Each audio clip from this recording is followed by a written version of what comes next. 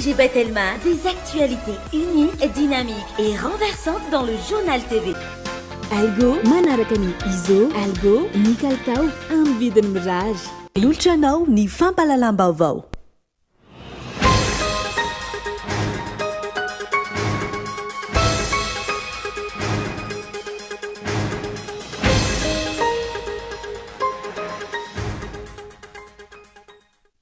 Vohitsakitsaka tanteraka ny mahamalagasy ny vahoaka manoloana ny fandikan-dalàna ataon'ny filoha Andry Rajoelina izay mitantana ny firenena saingy mizaka ny zo-pirenena vahiny. Voahososy ihany koa ny fiandrianam-pirenena malagasy hoy ireo mpanao politika. Ankilany hoy ito eo ny mety ho fitanilany HCC na tsy hoy ireo mpamakafaka ara-politika. Langasy fitaka tsara lahatra no nataon'ny filoha Andry Rajoelina tamin'ny vahoaka malagasy hoy ireo vondrona antoko politika maromaro izay namoaka fanambarana iombonana manoloana ny zava-misy amin'izao fotoana izao. Mitohy hatrany ny fifanarahana miafina eo amin'ny fanjakana frantsay sy ny filoha Andry Rajoelina. Nafindraka amita ny saziny any Frantsay Philippe François kolonely frantsay teo aloha namita sazy teny tsefana nanomboka ny volana aogositra 2024 no ilay rara Apollo 21 tsy fantatra treto ny votoatsy ny fifanarahana ka natonga io famindrana io. Manamafy ny ho avy nisy ampiarina ankomana tody lava sy fakana no feto Madagasikara ireo mpisehatra ankehitriny noho ny fiakaran'ny vidin'ny katsaka. Maro amin'ireo mpiompy akoho no efa nampianatrany amin'ny 500 ny biby ompiana. Any ivelany tsy mitsahatra ny fikarohana any Atlantika avaratra akaiky ny sisin'ny sambo Titanic. Maty ireo mpandeha 5 tamin'ny sambo Titane izay nijery ny mikasika ny sambo lehibe Titanic io. Raha ny fanazavana antony fipohan'ilay sambo kely ny vesatra nahazo azy noho ny alali ny ranobe. Ny antsipirindreo avy hatrany ary.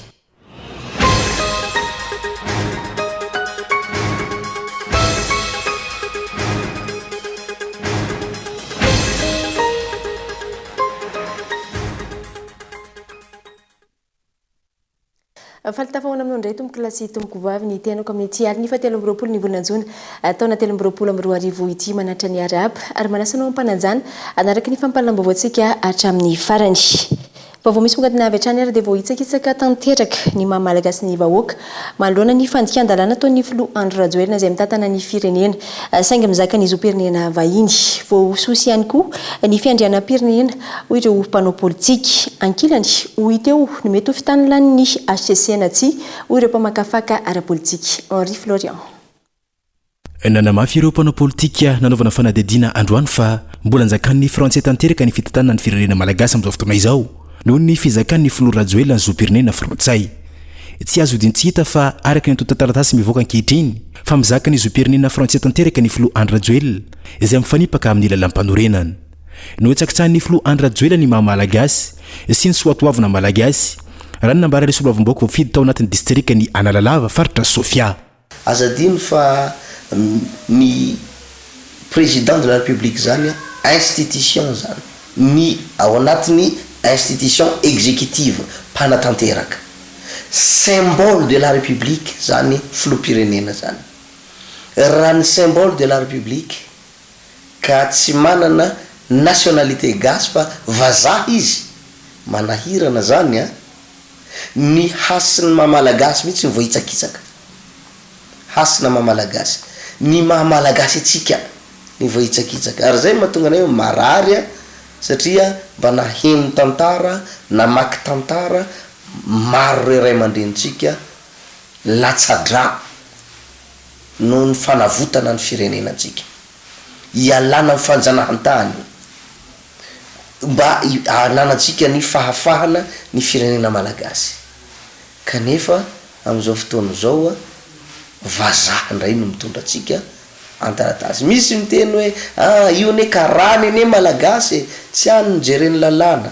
Fitiavan-tanindrazana malagasy ene tsy any nijereny lalàna fa ny certificat de nationalité.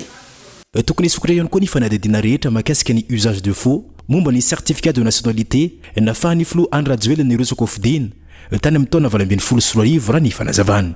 Tamin'izy nametraka candidature mety nisy certificat de nationalité ngeny navokany.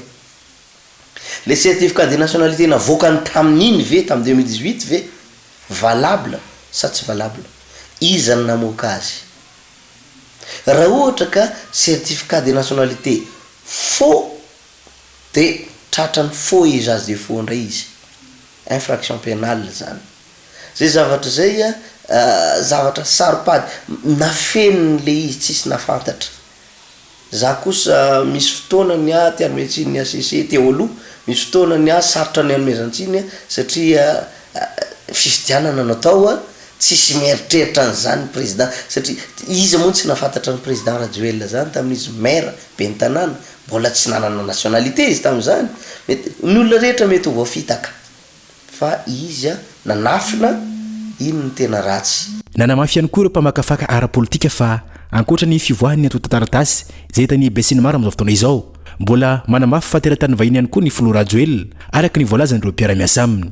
Voafitaka ny vahoaka malagasy 17 tapitrisa malona ity raharaha ity. Azo-kevitretina hoe voafitaka ny malagasy raha ohatra ka mengy amin'izay hoe lalam-panorenana izay sika. Primo et secondo nisy atao hoe tsy famatorana ve sa fitavozavozana ve tamin'ny fandraisana n'ireo antota taratasy nafana ny latsaka ovidina. Fa raha ohatra ka nininana atao ilay hoe fanafenana izay fananana ny fizakana zoam-pirenena frantsay zay dia zay no mahatonga ny zany amin'izao fotoana izao hoe fitaka sy fandrebirebena voaka ny tao ambadiky ilay izy. Noho zany tena mitodika tanteraka ny amin'ny androm-panjakana ny HCC zany raha ohatra ka manam-piniavana ny anao an'izay izy, raha manana izay volonté iroso amin'izay mampiatra lalàn'izay izy ny amin'ny fitodian'ny mpanara-maso moa zany hoe mitodika any amin'ny HCC tanteraka ny hoe aiza ho aiza ny fomba fijeriny an'izay sy ny araky ny lalàna inona ny tokony atao mahakasika an'izay. Raha ny valintenin'ny filohan'ny HCC Mboaly eo am-piandrasana ny fitoriana alefan'ireo izay voadidina lalàna araka ny 9/20 sy 5/20 ao amin'ny lalam-panorenana ka afaka mimetraka fitoriana eny amin'izy ireo amin'izao fotoana izao. Malona ity raharaha ity momba ny fizakan'ny Filo Rajoelina zoam-pirenena frantsay ity. Ny eo anivon'ny anteny miram-pirenena ve no ametraka ny fitoriana sa ny eo anivon'ny anteny miran-dola. Aoriny ny fankalazana ny faha 4 jona izao raha nifantatra vao hafampana ny anivon'ny anteny miram-pirenena mandritra ny fasafasy eo amin'ny gouvernement sy ireo sombava-mahoaka. Falanges fitaka tsara lahatra no nataon'ny Filo Rajoelina tamin'ny vahoaka malagasy ho ireo vondrona mpanao politika izay namoaka fanambarana iombonana malohana ny zava-misy amin'izao fotoana izao. Antoko politika maromaro no namoaka fanambarana iraisana malohana ny zava-misy mahakasiky ny demokrasia sy ny tantan-dalàna eto Madagasikara izay mitarika tsy fahamarinana toerana ny mpitondra. Namafisin'izy ireo fa mihamafy ny tsy fahatokisana izany amin'izao fotoana izao. Eo anatreha ny fahitana fa mizaka zoam-pirenena frantsay tanteraka ny Filo Rajoelina izay nafeniny tanteraka mba ahafahany ny latsaka ho fidina ho filoham-pirenena tamin'ny taona 2024. Tena voahosihosy mihitsy zany ny fiandrianam-pirenena ao anatin'izay zavatra zay satria zavatra tsy azo idivirana mihitsy ny zavatra voasoratra ao anatin'ny 2/20 amin'ny fehezan-dalàna mikasika ny zoam-pirenena.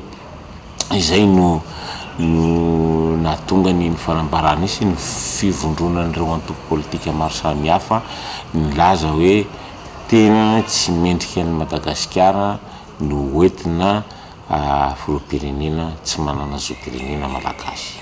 Hoe ay ve vazaha no fidiny tamin'ny 2024 ary izay lainga zay zany no mifafi tao anatin'ny vahoaka miteraka olana zany eo amin'ny rafim-panjakana rehetrarehetra amin'izao fotoana zao satria olona tsy tokony ho voaray akory ny filatsahany sy ny firotsahany hofidiana no nirosaka hofidiana ary lany filoham-pirenena zany.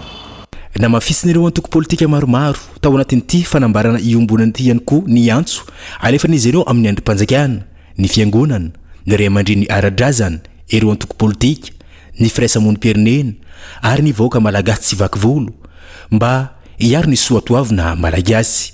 Isan'ireo antoko politika nanao soni ity fanambarana ity ny antoko PSD, ny MMM, ny HVM, ny MTS, ny Otrikafo, ny AMP sy ny maro samihafa. Manodidina izay ihany dia mitohatra ny fanehoan-kevitra ataon'ireo mpanao politika sy mpanara-baovao manoloana ny toetra raha misy ankehitriny. Angatahana hatrany ny hitondran'ny filoha fanazavana mikasika izany ho ireo mponina any amin'ny faritra Atsimo andrefana. Bonhomme Élisée Kolo Toliara. Naneho ny heviny mahakasika ny toetra raha misy ankehitriny amin'ny fizakan'ny filoham-pirenena ny zoam-pirenena frantsay ny mpandrindra-paritry ny antoko malagasy miara-miainga ato amin'ny faritra Atsimo andrefana. Fanitsakitsahana ny hasina maha-malagasy no taratra hita amin'izao fotoana izao raha ny fanazavany. Raha holonka fa ankoatran'ny malagasy mitondra ny firenena malagasy dia lasa maivana ny malagasy zay. Tsy manana ny hasina mahay izy azy. Izay zany dia fa mahavery hasina ny malagasy, mahavery hasina ny firenena malagasy izay zavatra zay. Isika izao miady amin'ny frantsay, tsy miady iny fa ady diplomatique. Ahoana ny position ho raisiny anatin'izay. Ny frantsay hiresaka aminy hoe nosy ils parlent manodidina Madagascar zay antsika monsieur le président de la République de Madagascar. Tady halany le malagasy ka ianao frantsay miaraka aminay ahoana ny hevitra ao anatin'io fa mangakorotantsika zany Madagascar malagasy zany firenena malagasy zany eo mahasarotra an'le raha io. Mandraka androany tsy mbola nanome fanazavana feno ny antony nanosika azy hizaka ny zoam-pirenena frantsay ny filoham-pirenena Andry Nirina Rajoelina izay midika ho fanaovana tsinitsinina ny malagasy. Angatahana araka izany ny hanomezany ny fanazavana manoloana izao zava-misy izao. Raha manam-pahendrena ny président de la République mba miezaka izy zany hanome fanazavana amin'ny vahoaka malagasy hanamarina ny zao fisiany zavatra zao na ny vahaolana mety hatolony anatin'io. Fa raha tsy misy an'izay inamoana andrasantsika aminy.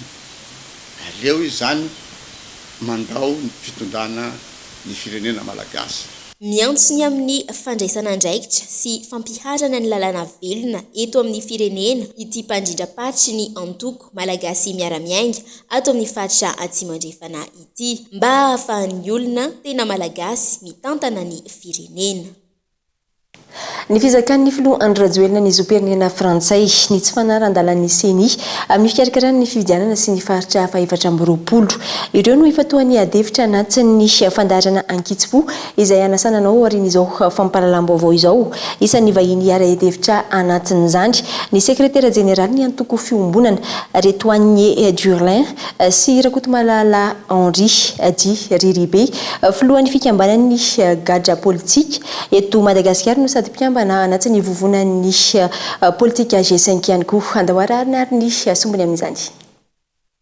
Complexe be ny situation mahakasika ny acquisition de la nationalité zany hoe fahazoan'ilay filoham-pirenentsika zany an'ilay nationalité frantsay ary double nationalité ve izy satria ho anay zany dia aloha loatra ny amalinana zay fanontaniana zay fa nazanona tsy zany dia ataoko hoe droit ny tsirairay ny misafidy ny nationalité zay ananany zany na io nationalité malagasy.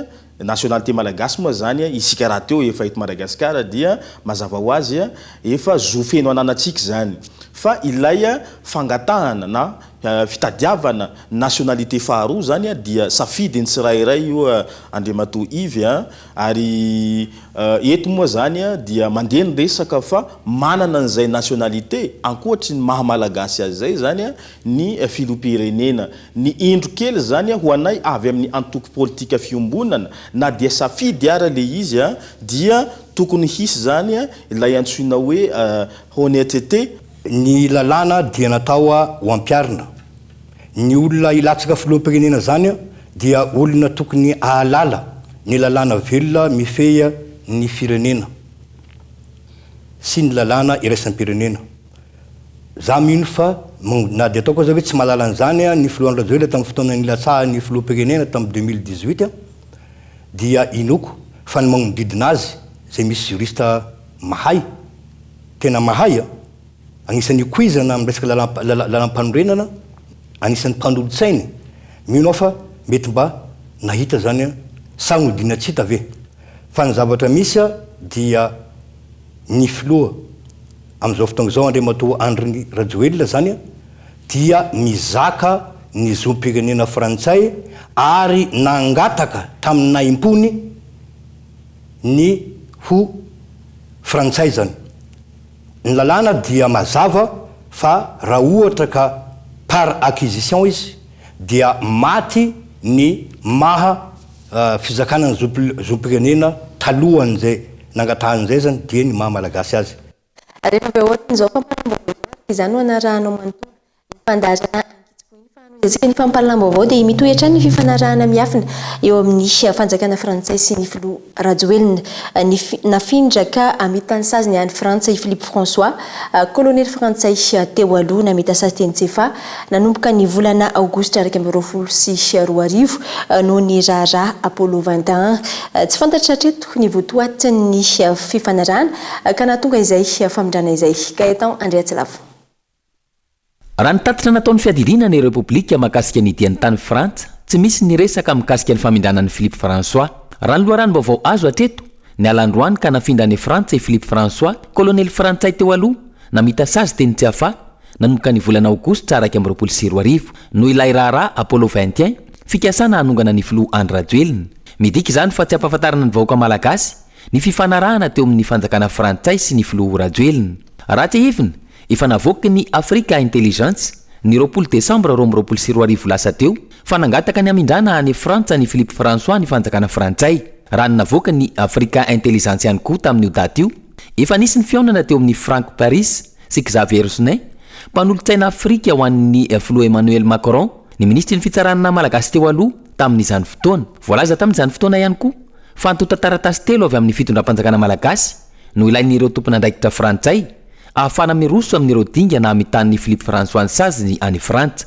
Isan'izany ny daty famonjana, ny fotoana voatondro amitan'ny sazy ary mety ho fahafahan'ny fanjakana malagasy mampiena ny saziny. Tamin'izany fotoana ihany koa mbola tsy vita hatramin'ny farany ny fifanarahana satria tsy nanaiky nanomezana ireo teratany malagasy roa ny fanjakana frantsay ka isan'izany efa nierisoerinaivo ary nanazava fa tsy tahaka izany ny fomba fiasan'ny firenena tan-dalàna. Araka izany, inona ny fifanarahana miafina ataon'ny filoha Rajoelina sy ny fanjakana frantsay ka nahatonga izao fankatoavana ka namindrana ny Philippe François any Frantsa izao.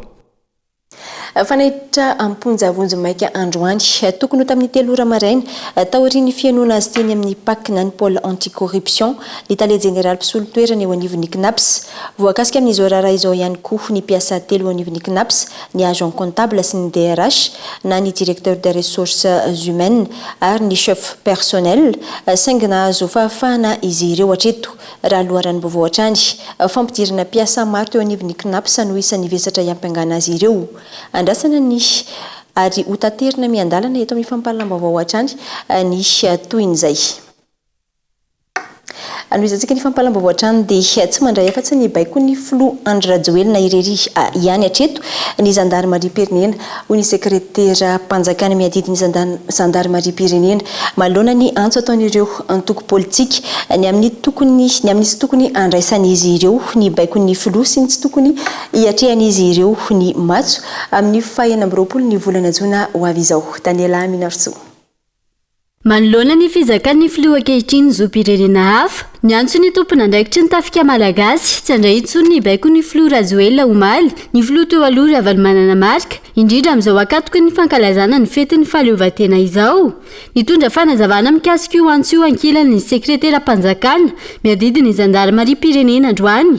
Ity farany izay nanamafy fa tsy mahafantatra ary tsy mandray afa-tsy ny baiko avy amin'ny filoha Rajoelina irery hatreto raha ny fanazavana. Iza no lehibe fa raha tapon'ny folo alin-dahy hatreto fantatra reo ny valiny Andriamatoa filohan'ny Repoblika Andry Rajoelina.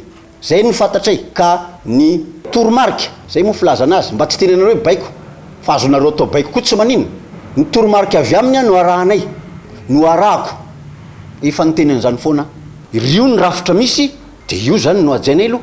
Eto dia mampatsiahy ny zavatra niteneniko tany aloha tany tamin'ny 20 Janoary 2024 nampiasa anay daholo iza moa le zahay mpitandro ny filaminana zay mpitondra ny fandimby teo misy niverina indroa misy mety mbola hiverina satria fividianana io misy a mbola ho tonga am'zany fotoana zany ka mba sainosairo antsara inge hoe le mpitandro filaminana mbola ampiasainao io a no aratsiratsianao alefaso lavitra ny eritreritra za mety ho retraite satria atao aminay teraka aloha mody aloha ohatra ny reny zoky be fanody reny fa misy foana le zandary zay hiakatra eo zay nahita an'zany zavatra any ka ny ana zany a fangatahana fitonina ihany koa ary amin'ny mara aman-dreny mpitandro filaminana mba tsy ampisavorovoro sainy zay zandary de manaraka lalàna ary eto a amafisina ny generaly misotronony tsara anazy a de nyteny an'ity ihany koa hoe ny miaramila teneniny amin'io de ny zandary sy tafika fa na ny polisy ihany koa voakasika an'zany anatin'ny folo alinday izy de mandray baiko avy amin'ny mpifey anazy iza ny mpifey anazy commande ny gendarmerie satria izy mitana ny fibaikona amin'ny rana fibaikona aiza hoe zany sega am'izay manome toromarika araky ny toromarika amen'ny filoam-pirenena sy andriamato premier ministre mahazava be ny andiny-dalàna mikasika an'izany ka amafisina zany fa tsy afaka manome baiko anay a ny civil ny tolakandro teo mpiambina akaiky ny filoha teo aloha raha manana marika no fantatra fa nesorina teo amin'ny trano fonena ny teny varavohitra fa nesorana izay tsy ara-dalàna ary tsy fantatra mazava ihany koa ny antony ho ireo pomba ny filoha teo aloha marika Ravalomanana raha nitafa tamin'ny mpanao gazety taorian'izay raha ny zava-misy tsy nesorina fa nosoloana ireo miaramila mpiambina ny filoha teo aloha taoriany ny savorivory ny tranga tany Antsirabe ny sabotsy lasa teo fa misy ny fitanilana malona ny fihetsika ny mpitandro ny filaminana amin'ireo hetsika izay ataon'ny mpanao politika raha ny fanazavan'ny filoham-pirenena teo aloha marika Ravalomanana meloha ny antoko politika tim ny fanaparam-pahefana izay hita ary anaovana antsoavo ny sy ny fitoniana eto amin'ny tany sy ny firenena raha ny fanazavana trany fanadiadiany fitianokolona mibaribary ny fitanilana amin'ny resaka famorim-bahoaka eto amin'ny firenena raha nambaran'ny filoham-pirenena teo aloha Ravalomanana marika manana anjara amin'izany ny seny sy ny mpitandro ny filaminana raha ny fanazavana vao mahita zay tsy ho tanteraka koa nefa zany raha tsy mampiatra lalàna tena tsy mitanila ianareo raharia ny antoko-panjakana manao fihetsiketsehana akalamanjana mahazo alalana maany zay ary Antsirabe daroanareo relaka pozeny lomisy tena nisy izy tsy fantatra izy hoe zay nge tsy manao ninina fa de miaraka amin'ny vahoaka milamina zay ne tsy manao ninina na hoe de nandefasana groupement spécial de sécurité avy any amin'ny intis gendarmerie na zesisy manana tsara fiatsika eo zay avy amin'ny akesika misy ny grenade tsy miafiafy zany teny monsieur le président de la CENI satria anjaranareo zany vao mijery mba tsy mety etonareo ty ary zay tsy hijanona teo arak'io manameloka ny fihetsika ny fanapohana bomba mandatsa-dranomaso izay atao amin'ny antoko timma ny filoham-pirenena teo aloha izy ireo izay mandray anjara amin'ny fanaraha-maso ny fividianana tsy anga hiaran'ny fanapara-pahefana eto a natreny reto mpikambana eto amin'ny firenena mikambana sy fianakavimbe iraisam-pirenena reto dia melohanay mafy amin'ny endrika rehetra zay azo ilazana azy reny fanapara-pahefana natao tany Antsirabe samy toerana sasany nisy teto Madagasikara fahefana mandalo io tena suirana izy fa fahefana mandalo io ny atokony mpitondro ihany aminareo teo rehefa manao fampisehoana mahazo galibagaberaka ny an'ireny ianao nisy natao taloha fantatrao tsara hoe alorana ty mba hitovy malagasy tena famijany tsy aivina nahitana mpitandro ny filaminana sy fipoahana bomba mandatsa-dranomaso hatrany ny fitetezam-paritra izay nataon'ny filoham-pirenena teo aloha Ravalomanana marika ny farany herinandro teo tsy fahatombanana ara-teknika no anesorana ny certificat de transport aérien amin'ireo kompagnie mpitaterana anabakabaka raha ny fanazavan'ny tompona ndraiky teo anivon'ny ACM na ny aviation civile de Madagascar androany ny assiste aviation no namerina ny azy raha tokony esorana kosa ny an'ny aéromarine taorian'ny loza mpiara-manidina namoizana ain'olona lehilahy Nelson namafisan'ny tompon'andraikitra teo anivon'ny ACM na ny aviation civile de Madagascar fa nisy tsy fahatombanana ara-teknika amin'ireo kompagnie mpitaterana anabakabaka no antony anasorana ny certificat de transport aérien fa tsy misy antony hafa nambara ny hafa nisy assist aviation no namerina nisy ACTA na ny certificat de transport aérien antony tsy tafarina mihitsy ny kompania atao reny nivalana retina covid-19 ka voatery nikatona raha ny makasika nisy kompania aéromarine kosa indray taorin'ny aloza fiaramanidina izay hanafatesan'olona tao amin'ny ity kompania ity dia hanisy ny fidinana ifotony fitsiriana sy fanaraha-maso ary hahita fa maro nisy tsy fahatombanana atao amin'ny kompania ka nisy tomana ny certificat de transport aérien ny kompania nambara ny tompona ndraikitra fa raha avoaverina avokoa ireo lensoka dia misy indraika ny fitsiriana atao ka afaka averina ny ACTA ny kompania raha ny makasika ny kompania STA na ny service de transport aérien indray tsy misy ny fisotomana ny certificat de transport aérien ity kompania ity raha ny fanazavana atraniny tsy aivina fa ny eo anivony nisy ACM na ny aviation civile de Madagascar no mamoaka ny certificat de transport aérien ho an'ireo kompania ampitanterana anabakabaka rehetra manerana ny nosy izy ireo ihany koa no afaka misitona izany raha toa ka misy ny tsy fantombanana ara-teknika. Fa tsy mijery izay mahasoa ny vahoaka ny mpitantana eto amin'ny firenena ary tsy mahay mametraka ny laharam-pahamehana antony mahatonga ny firenena latsaka ankaterena amin'izao fotoana izao ho ireo mponina tao Dolaniaro faritra Anosy natrika ny fivoriana sy ny famelabelara-kevitra izay niarahana tamin'ny filohan'ny antoko malagasy miaramiainga Ajo Andriananarivelo porofon'izany ny tsy fahavitany lalam-pirenena fahatelo ambin'ny folo mandraka androany nateo aza ny fampanantenan'ny filoham-pirenena Onasaina. Distrika manana arenan-kibony tany manana toeram-pambolena manektarany afaka mamokatra ary ampiorana eo ihany koa ny arena eo amin'ny olombelona izay afaka miasa ny eto amin'ny distrikany Tolagnaro renivohitra ny faritra Anosy. Tsy araka izany nefa ny fampandrosoana no ny faratsian'ny lalam-pirenena fahatelo ambin'ny folo izay atao 3 andro hatrany amin'ny herinandro raha iazona Antananarivo. Eo ihany koa ny tsy fipetrahan'ny fitsinjaram-pahefana mahatonga ny vahoaka miaina ao anaty fahasairanana. Ville viennent de ville minier. Alors nous l'achat des vénéraires d'autres documents. Mais si on a fait 5%, ok, vous êtes d'accord. Fallait voter na vote qui n'a l'air de bah si j'achète na monsieur l'honorable ouais bah la tonne là 25 fallait vous na vote qui n'a l'air quoi 3 comme mais na d'ailleurs on boumé des ailes point fashion matinga nous menjale au deux décentralisation ici nous la mahazam répartition a ny vola io ny ex-province zany efa tsy misy io honorable confirmé an'izany nao mbo mahazo tompoko ny volana boka faradofay ny autoritaire zany sorona GD nasotry zao fotsiny anay nefa le fashimainty de GD Antananarivo any le fashimainty jile vola de ino ny décentralisation hisy am'izay atondiarany zahay mangalaky baka ny diplôme iny si mahalomba nay natoliarana zahay fa manana institut supérieur farafarasy ny amvole manakira si manafahefany délivrer diplôme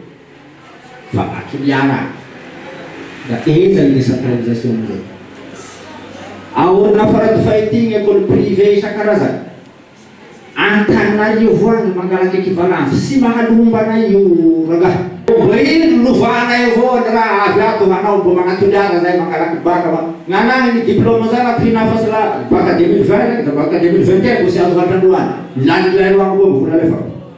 Mi tumbu kurikuri. Tumbu ni hangara dia ni institut superior na nikira office di baka au ko mangalaky diploma zeman. Fasi atuleara ngam bu sisto zeto hulo bu fasirana mo. Nandritra ny fivoriana narahana ady hevitra teto Taolagnaro androany niarahana tamin'ny antoko malagasy miaramiainga izay notariny filoha nasionaly ny antoko Ajo Andriananarivelo nivoatra tamin'ny fandraisam-pitenenan'ireo mponina fa maro ny olana ihany an'izy ireo eo amin'ny andavanandro. Voatery isatrano famelona lisitra mandeha isan'andro amin'ny radio manotonda zao fa rehefa le sosialy tena ilain'ny vahoaka frasy kapoaka isan'andro tsy misy.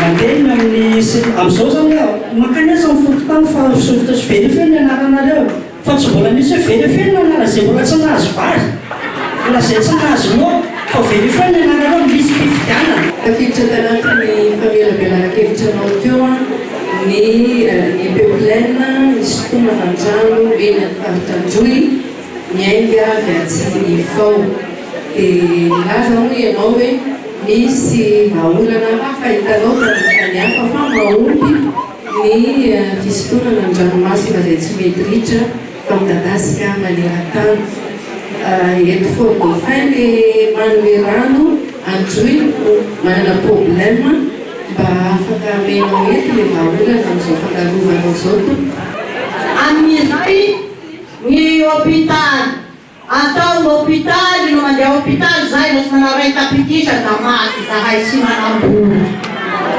amin'ny fianara sy manam-bola zahay ampianaranay ny zananay sy mianasaby ny zananay nkesikesika avao marina ve fa manana nationalité vazaha zao mpitondra amizao zay zany rehetra raha zay da magnitipitiky ny say kanefa zay raha zay zany magnitipitiky ny say hoe kaibo vazaha koa zany président eto anany zao fa sy malagasy azy fa mpanantenany filohan-kehitriny ary nahavelom-bolony vahoaka ny hoe tsy hanao politika intsony raha tsy vita ny lalam-pirenena fahatelo amby folo lalana izay hatramin'ny androany atreto ambovombe ihany no mbola voakitika telo volana tsy halan'ny filoha amin'ny toerany lalana izay azo ataony manamboatra azy raha manam-piniavana mpandroso ny mpitondra ary mahay mitantana ty ametraka fanontaniana aminareo ary andro any azo daholo le niao zay reny zao andro any aizary izy zao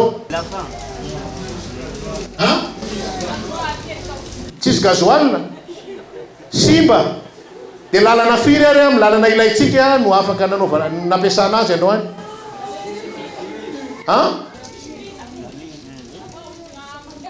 zay zay ne le hoe tsy fantatrao akory le ataonao hoe de sakananao ny hafa manao zavatra ho an'ny firenena na azo fitaovana ny faritra androy na azo fitaovana ny faritra nosy na azo fitaovana ny faritra iorombe raha tena nampiasaina ve reo fitaovan'ireo na de soroana niny RN13 iny de tsisy fiovana ve ozy nareo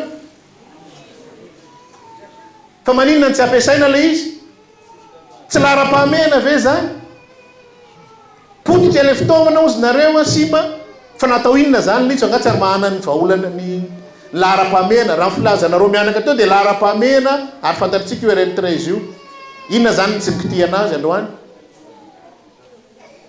ary tsy eto any olana io tany amin'ny faritra nalehako rehetrarehetra tany araka izany totosa teto atao lagnaro androany ny fivoriana na raha nady hevitra ny arahana tamin'ny antoko malagasy sy miara-miainga raha ny hita teto sy tamin'ireo distrika ny olalovana sy ny aonana tamin'ny vahoaka toy ny tao iosy petroka isoanala bekily ambovombe ambosary atsimo mba anatin'ny fahasahiranana ny vahoaka malagasy vokatry ny tsy faiza mitantany ny mpitondra ka mitaky fanovana amin'ny alalan'ny fividianana madio mangarahara ary ho vokatra ho akeny rehetra amin'ity taona ity dia iny ihany koa no antsika misy antovetivety ao anatin'ny dokam-barotra fohy ao aorian'izay miveneto ao anatin'ny tapany faharoa ny fampahalalam-baovao.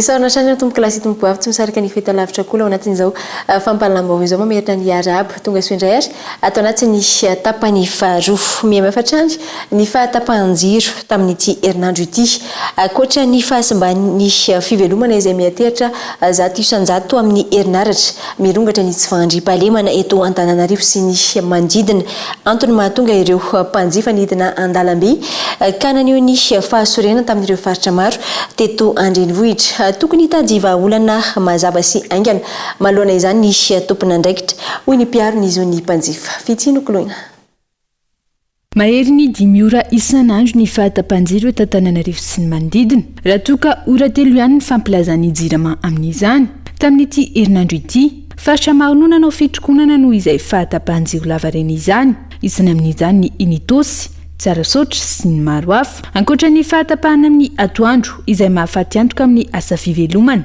mirongatra ny tsy fandriampahalemana amin'ny alina izay tsy sy herinaratra ho an'ny fokontany Ambohipo izay isan'ireo nanao fitokonana.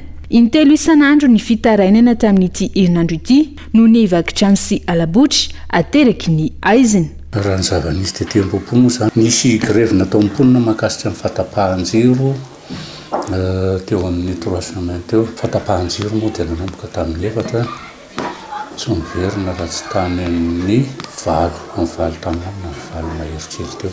Tsika miresaka zao zany zao dia tapaka aloha ny jiro io dia tsy haiko hoe rovina indray izy io iverina ny firy. Fandriampahalemana manokana dia tena mirongatra dia mirongatra mihitsy izy zao tompoko ny fandriampahalemana amin'ny ariva zany amin'ny faritra sasatsasany atao Ambohipo manomboka amin'ny 7 ariva dia efa misy ny antso vonjeo, misy ny faniandahana. Nanao antso avy manoloana ny fahatapahan-jiro araka izany ireo mpiaro-ny mpanjifa tsy mifanaraka amin'ny kalitaon'ny asa vitany vola miala ho an'ireo mpanjifa. Raha ny fanazavana nandritra ny fangatana fiaonana teny amin'ny Braonjinama tsy ahitana fihinana ny vidin-jiro na io aza ny fahatapahana isan'andro raha ny fanazavana hatrany. Reny konteran'olona nasorona naverina reny hatramin'izao tsy voapetaka. Jiro misy poto efa voalonana tany amin'ny 2021 mbola tsy mipetaka hatramin'izao mampitarainan'olona daholo zany. Nefa le olo efa nandovola amin'ny jirama. Eto zany atambatra iny daholo mihitsy le fahorin'ny jirama zao. Zay zany takiny daholo mila vitaina zany. Fa maninona ny fitana le vahoaka le mpanjifa asena mandony devianareo dia avy tsy ataonareo ny travaux. Jusqu'à maintenant tsisy travaux ny jirama am'le poto 12 zao ieniko any Ambohibo Ambatolampy tsy mahafotsy tsy mipetaka hatramin'izao depuis 2021 nandoavana an'izany devis zany. Takiny zany. Ary eto zay dia miteny mihitsy hoe tsy hoe misy ianao maministre anao dia hoe sady ministre ianao PCA no DG no DRH fa nga tsisy olona manapaiza anao sady boto zany izy no survient. Fahatarana amin'ny fahatongavan'ny solika avy any Toamasina sy fanamboarana andrin-jiro ireo amin'ny ankapobeny antony fahatapahan-jiro lava reny raha ny fanazavan'ny jirama. Tsy hita taratra mazava ny vahaolana lavitrezaka ho an'ireo tompony andraikitra isan-tokony ary mijanona ho mpandrindra ny fahatapahan-jiro ihany ny jirama ankehitriny. Fa miandry ny fifanaovan-tsony farany momba ny fifanarahana ara-jono eo amin'ny fanjakana malagasy ny vondrona Europeana.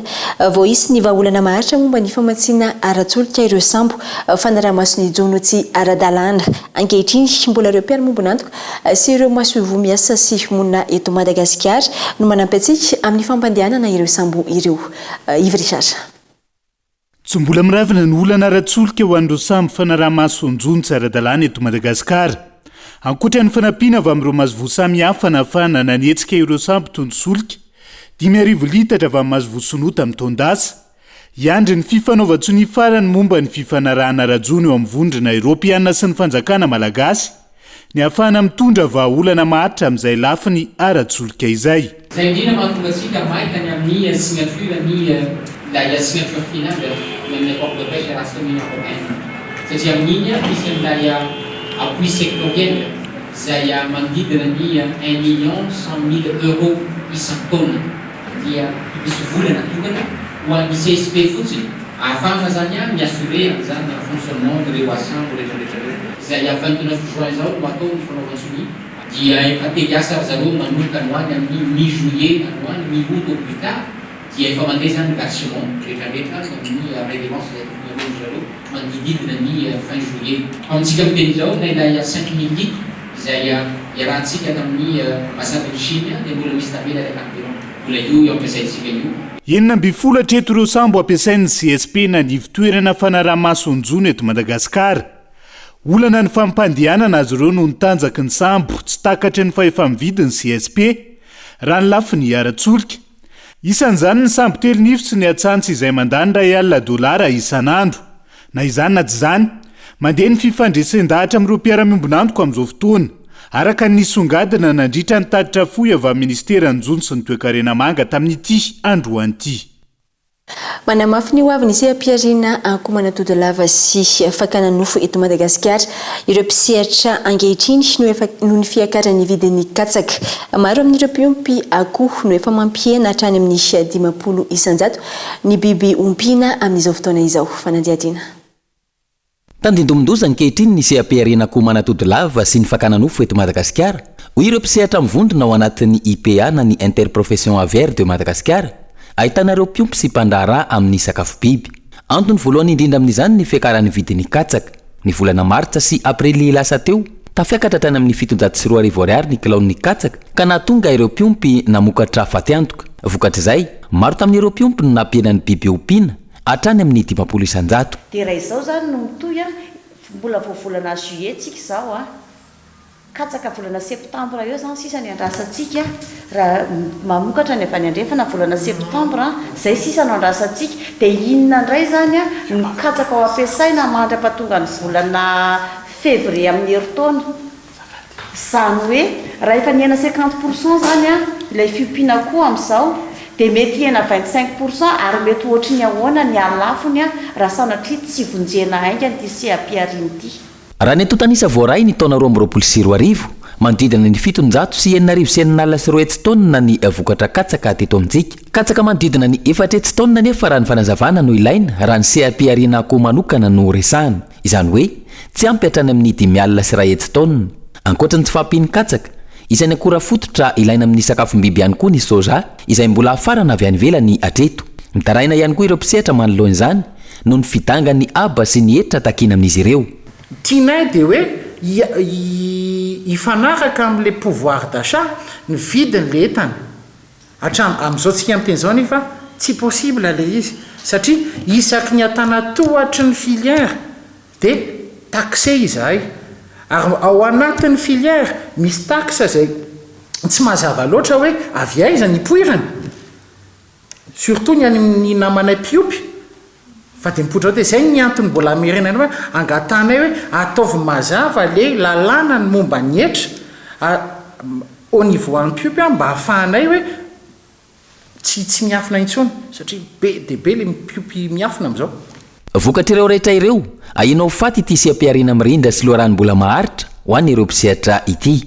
Mbola malalaka raha ny finanan'ny atody ny fotoana izay efa namporisika tamin'ny volana oktobra nanao ny mpiompy akoho hoe festival ny atody tanjony iny dia ampahafantarana ny olona fa tokony hohanina ny atody.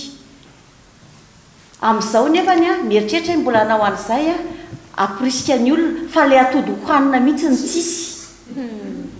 Dia lasa zay ny hoe mampatahotra dia sanatria ve anafatra varytsika, ny vary ho antsika afarana, ny laoka ho antsika afarana. Dia nefa ny olona isehatra ao anatin'ilay CAP-rina misy.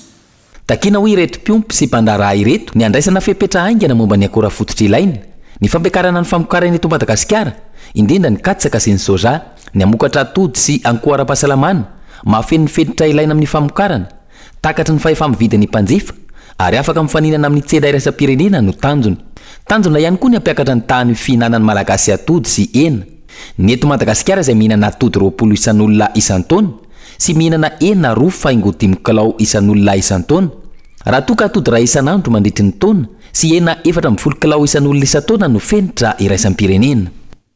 Lafa tanteraka dia andray anjara amin'ny matso lehibe atao eny amin'ny kianjan'ny Bary ny 20 ny volana Jona izao ny vondro tafika frantsay vao amin'ny nosy La Réunion raha ny tatitra androany anovany mozika fa mindra ihany koa ny pitsoka ny mozika ny tafika amin'ny matso io afo mangaroa kosa no atao ny aliny 15 ny volana Jona izay eny amin'ny ranona nosy sy eo amin'ny kianjan'ny Bary Mahamasina ny alarana efson. Anativin-daharana ny tafika malagasy mandritra ny siamatso lehibe atao amin'ny kianjan'ny Barea ny 20 Jona ho avy izao any avondro tafika frantsay avy eo amin'ny sianosy La Réunion atraky ny siatatitra ny komity pirenena apikarakara ny siafankalazana ny siafety pirenena androany.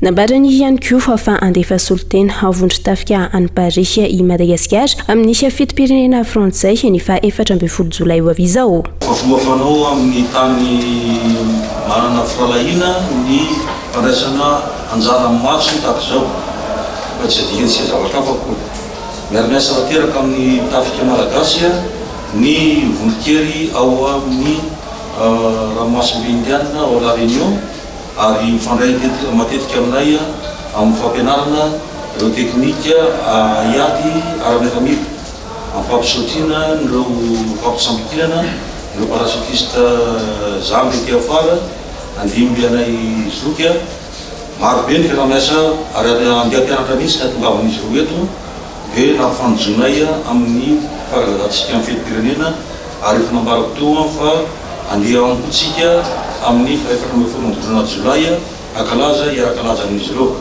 Ankilany iavaka ny matso amin'ity taona ity antony anova mozika afamindra ny eo anivo nisy ampitsoka mozika nisy atafika malagasy raha ny fanazavana amin'ny sivy sasany no anomboka ny lanonana ary nisy ny filo Andry Rajoelina Atrany no hitarika ny lanonana hoy ny mpikarakara. Misy 773 ireo avondrikely andray anjara amin'ny matso ary misy 530 ireo fiara.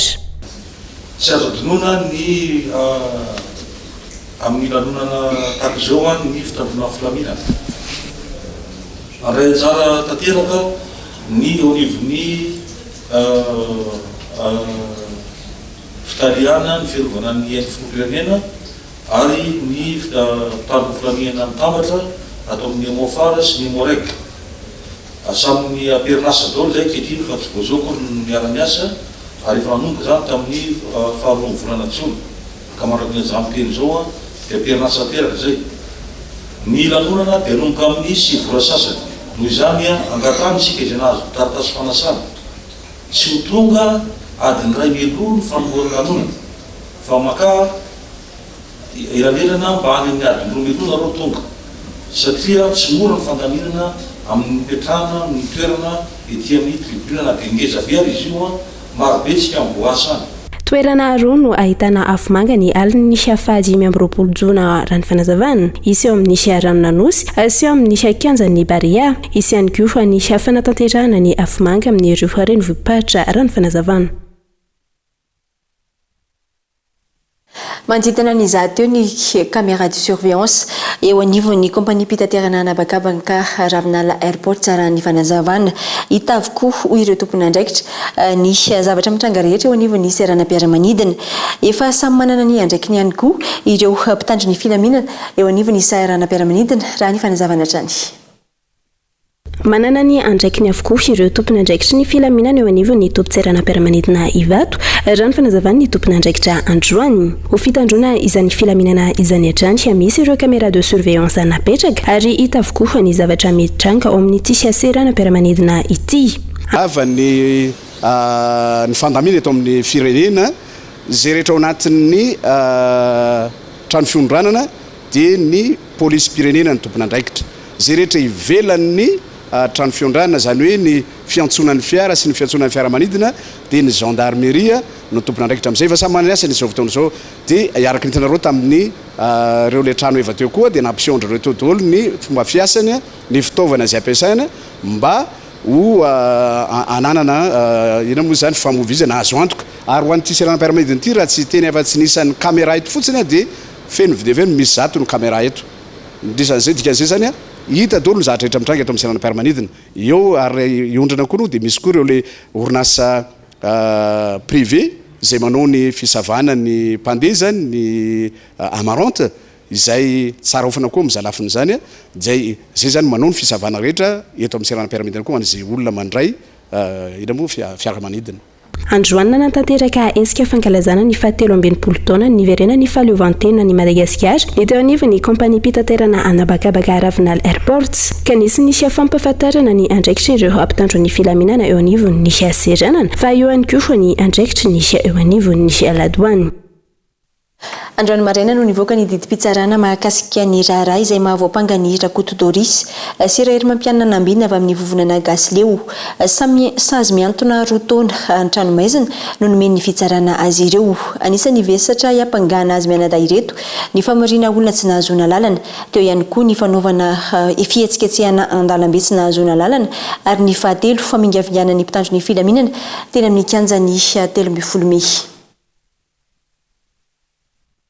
Anoizantsika ny fampahalam-baovao dia distrika maro no lasa mihemitra amin'ny lafin'ny fampandrosoana amin'izao fotoana izao noho ny faharatsian'ny lalam-pirenena mihazo any aminy.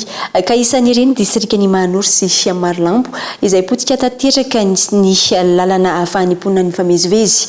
Mbola mijanona ho baraingo hatreto ny ny mandrakandroany ny volan'ny fond routier izay tokony ikojakojana ny lalana eto Madagasikara. Henri Florian. Ambara ombienombeno fa ny fahatsaran'ny lalana no antoko ny fampandrosoana ny Madagasikara sy ahafahana mampivoatra ny fiainan'ny mponina. Tsy vitsy anefa amin'izao fotoana izao ireo mpampiasa ny lalam-pirenena manderana ny nosy no mitaraina noho ny faharatsiany io lalana io. Isan'ny vato misakana ny famokarana ireo lalana ratsy sady loka izay mila tsy ho afaky ny fiara-pifamezivezy. Velon-taraina manoloana ny faharatsiany lalana io ireo sombavambahoaka indrindra fa ho an'ny lalana mampitohy ny Vatomandry sy Mahanoro manokana izay lasa atao adiny 5 amin'izao fotoana izao raha adiny 2 izany teo aloha. Zao sika miteny zao zany izy dia andanana 5 adiny amin'ny 4x4 Mahanoro Vatomandry lalana 87 km ary ny semi-remorque dia manondra andro misy ary amin'izao sika miteny zao efa sy tonga any Mahanoro sono ny semi-remorque fa mijanona tia Vatomandry dia lakana no mitona le entana zany hoe mihemitra zany izahay any Mahanoro satria tsy maintsy misy fentrekany amin'ny vidim-piainana sy ny vidin-javatra zay zavatra zay satria simba foana ny semia mandeha any Mahanoro. Ka izay rehetra zay no antony iresahana eto amin'ny fitondram-panjakana indrindra ministeran'ny des travaux publics mba izereny zay. Mijanona ho barengo hatramin'ny androany ihany koa ny nalehan'ny volana tokana ho an'ny fond routier izay tsy mivoaka sy tsy hita mba ahafahana mikojakoja ireo lalam-pirenena maro eto amintsika. Ankoatra io lalana Mahanoro Vatomandry io sy mba tanteraka ihany koa amin'izao fotoana izao araka izao hitantsika amin'ny sary ity ny lalana mampifandray ny Mahanoro sy Marolambo. Eo ihany koa ny lalana mampitohy ny Mahanoro Marolambo. Zay Mahanoro Marolambo zay rahasika mahita fa simba zany zao taloha dia azo nalehana 4x4 tonga ziskany Marolambo fa zao zany sahirana koa sika satria sy tonga ny automobile nisy ihany ny fanamboarana teo fa arakaraka le nanamboarana anazy ndray any vao meka mahasimba an'le lalana.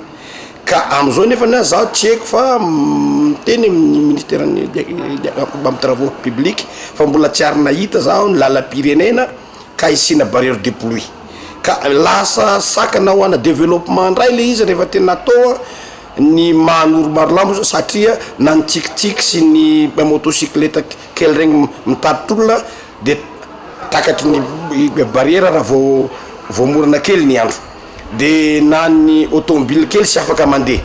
Ka eto zay ohatra ny antony agnanovana lalana dia mahaolana ny vahoaka amintsika miteny zao zany lasa sakana ho an'ny vahoaka le lalana agny amin'ny lalana Mahanoro Marolambo amin'izao.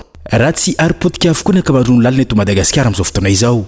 Hatreto tsy hita izay fandraisana ndraiky ataon'ny mpitondra fanjakana maloana ny zava-misy. Ahiliky ny mpitondra amin'ireo teknisiana sy ireo mpitatitra ny antony sy ny olana mahatonga ny ho lalana simba sy potika tanteraka eo amin'izao fotoana izao. Raha araka ny tatitra navoaka ny global economy ho an'ny filaharany firenena afrikana momba ny kalitaon'ny lalana any amin'ny laharana fa 470 no misy any Madagasikara. Izany hoe laharana fahatelo avy amin'ny farany izay midika fa tena rasy tanteraka ny lalana eto amintsika. Mitana ny laharana voalohany aty Afrika kosa ho an'ny fahatsaran'ny lalana ny Namibia ary eo amin'ny laharana faharoa i Egypte. Fa tsy ampy ny voka-pikarohana entina ao amin'ny fampandrosoana raha nambarany sekoly ambony amin'ny fikarohana sy fampandrosoana. Antony izany ny tsy fisian'ireo fikarohana ahafahana mitantana ireo arena voajanahary eto amintsika. Mbola miraikitra eto amintsika ihany koa ny fomba fiasa izay navelan'ireo mpanjanaka. Vitsy araka izany ireo voka-pikarohana amin'izao fotoana izao izay mitarika ny fahataran'ny fampandrosoana eto Madagasikara. Fanadiadiny Rogina Manjakany aina. Tanjona amin'ireo fikarohana ataon'ny mpampianatra sy mpikaroka manam-pahaizana ny fampiroboroboana ny fari-piainan'ny mponina. Maro ireo arena voajanahary tokony ho trandrana hampivelarina ny toe-karena eto amintsika raha nambarana école doctorale gestion des ressources naturelles et développement. Manoloana io antony iray mampihisatra ny fampandrosoana eto Madagasikara ny tsy fahaiza mitantana ary mbola manano sarotra izany ankehitriny. Mihisatra araka izany ireo siam-pikarohana velon-tapisaka ao am-pon'ny malagasy ny fankahantahaka an'ireo vahiny sy ny fahazarana mandray ireo zavatra avy any ivelany. Ny firenena zany dia tokony pandrosoana ary ny fomba pandrosoana ny firenena dia ny fomba fitantanana ny arena voajanahary zay betsaka eto amintsika maro eto amintsika dia mampalahelo be tsika manana arena be nefa ny mahandro tsika eo amboniny dia nidikan'izany dia tsy mahay mitatana an'la arena zany tsika mila mikaroka manao an'io fa raha vao tsy mikaroka tsika dia lasa ny zavatra nampiasain'ny olona avy any ivelany no ampiasaintsika dia tsy mahagaga tsika raha ohatra ka tsy tafavoaka fa misy zavatra be da be tokony amboarina eto amintsika eto ary ny fikarohana dia mampalahelo aloha milaza an'izay fa ny fomba nampianarana antsika teto Madagasikara dia tsy natao hikaroka ny malagasy fa natao ampiatra fotsiny zay zavatra noentin'ny mpanjanantany. Maro ireo tombontsoa azo avy amin'ny fikarohana raha ny fanadihadiana natao isany amin'izany ny fampiroboroboana ny sehatry ny fambolena izay fotom-piveloman'ny malagasy dia hoe ahoana zany ny fomba azahoantsika mivelona amin'ireo arena voajanahary be da be antsika ireo ohatra anankiray lazaiko anareo fotsiny zao rehefa mandavaka lavaka anao rehefa manao fambolekazo dia ny fombatsika eto Madagasikara ary zay daholo ny ataon'ny olona dia mandavaka fa misy eto Madagasikara tambanivohitra tsy mandavaka fa mampiasa saretinomby zany le fomba zay misy eto amintsika ary raha tsy voka-pikaroana tsy mahita an'izay satria fikaroana ny nahitana fa misy an'izany teknika zany zay tsy ampiarina izany izy fa ny ambanivohitra zany na mandalo ny afo na tsy mandalo ny afo dia maniry foana ny azo satria mila fanohanana ny mpikaroka ary tokony ho tonga sy hipaka eo amin'ny sehatra mila azy avokoa ny voka-pikaroana fa tsy hijanona ao anaty boky fotsiny raha ireo no tanteraka ahitana fiovana goavana eo amin'ny fiainan'ny firenena izany tokony homena lanja araka izany ny fikarohana sy ny voka-pikarohana izay no tanjona ajoro mba hisian'ny fampandrosoana maharitra mirindra ary aradrariny manoloana izay tsy fampian'ny fikarohana izay mpianatra mpikaroka na doktoran miisa 7 no navoaka tamin'ny fomba ofisialy tetsy baipasy androany. Ny farana omaly ny adina ara-panatanjahantena ho andreo atrika ny fanadina-panjakana bakaloriat tao Mahajanga tampon-tanàna nandritra ny fotoana nanaovana ny adina no nahafantarana fa misa 4 ireo nitondra vohoka raha toka 90 no tsy tonga nanatrika ny fanadinana. Anja Robert, Kolo Mahajanga. Mpianatra misa 4 manodidina ny 20 taona eo avokoa no fantatra fa nitondra vohoka nandritra ny adina ara-panatanjahantena ho an'ny bakaloriat teto Mahajanga tampon-tanàna tamin'ny ity taom-pianarana 2023 ity ka tsy maintsy nandraisana fepetra ho isan'ny inapta avy hatrany izy 4 amin'ny rahavavy ireo hoy ny tompona andraikitra. Misy zany izy nanao visite apta rehefa tonga zany le fotoana anaovana an'le fanadinana misy olana ara-pahasalamana izy dia voatery ajanona le ankizy dia ampanaovina théorie mitranga misy zany misy ankizy bevoka le ankizy tonga amin'le fotoana anaovana le fanadinana voatery tsy maintsy ajanona anay reny dia alefany manao théorie izy amin'ny 21 juillet bevoka zany nandalo taminay teo zay ngamba amin'ny 4 eo. Amin'ny ankapobeny nizotra tamin'ny mpilaminana ny adina ara-panatanjahantena ho an'ny baka teto Mahajanga ary ny nampiavaka azy tamin'ny ity taom-pianarana ity ny famerenana indray ny sport collectif taoriny ny Covid-19. Tamin'ny taona lasa zany mbola tsy nisy collectif noho ny le amiana ara-pahasalamana teo iny nisy iny dia tamin'ity zay vao afaka nisy zany karazana décret avy any hoe afaka manao collectif zany ny mpiadina dia feno zany le prévenantely tokony ataon'ny mpiadina manao izy ny individuel dia manao koa izy ny collectif dia manao izy amin'ny demi-fond. Mpianatra misa 90 tamin'ireo 704 ny soratra anarana no tsy tonga niatrika ny fanadinana ara-panatanjahantena bakaloriat teto Mahajanga izay nanomboka ny 12 ka ny farana tamin'ny 1 ny volana Jona teo. Amin'ny maresaka avy any ivelany dia tsy mitsahatra ny fikarohana any amin'ny Atlantika avaratra akaiky ny sisiny sambo Titanic maty ireo mpandeha 5 tamin'ny sambo Titane izay nijery mikasika ny sambo lehibe Titanic io raha ny fanazavana antony fipohan'ilay sambo kely ny vesatra nahazo azy noho ny alali ny rano fanampanazavana eto ny fitinikolona eo amin'ny sary ny France 24.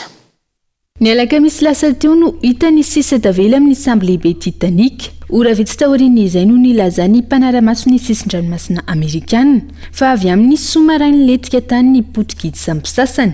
27 metatra ny alan'ny sambo Titanic no nahitana ireo potika sambo kely ireo. Nitondra mpizahatany miisa 5 ity sous-marin ity. Isan'izany ny teratany frantsay iray izay matianina amin'ny sambo Titanic. Ora 2 taorian'ny fidinany sous-marin tany ambanin'ny ranomasina no tsy nisy intsony ny fifandraisana tamin'ny olana tanatin'ny sambo raha ny vinavina tsy nisy ny fifandonana tamin'ny sambo titanika nipoka avy ao anatin'ny sambo kely tao anatin'ny andro maro izay firenena maro no niara ny fandrimbona nanao fikarohana tamin'ireo mpizahan-tany tany ambanin'ny ranomasina amin'izao fotoana karazana robot no nalefa tany ambanin'ny ranomasina anohy ny fikarohana. Dia ihany koa mandrina fiarantsika tamin'ny tiana ity ankasitrahana fianonana anaraka izany hatramin'ny farany raha ampitso amin'ny ora mazatra ny fotoanantsika manaraka eto amin'ny fampalam-baovao. Samy tombo amin'ny fahasoavana.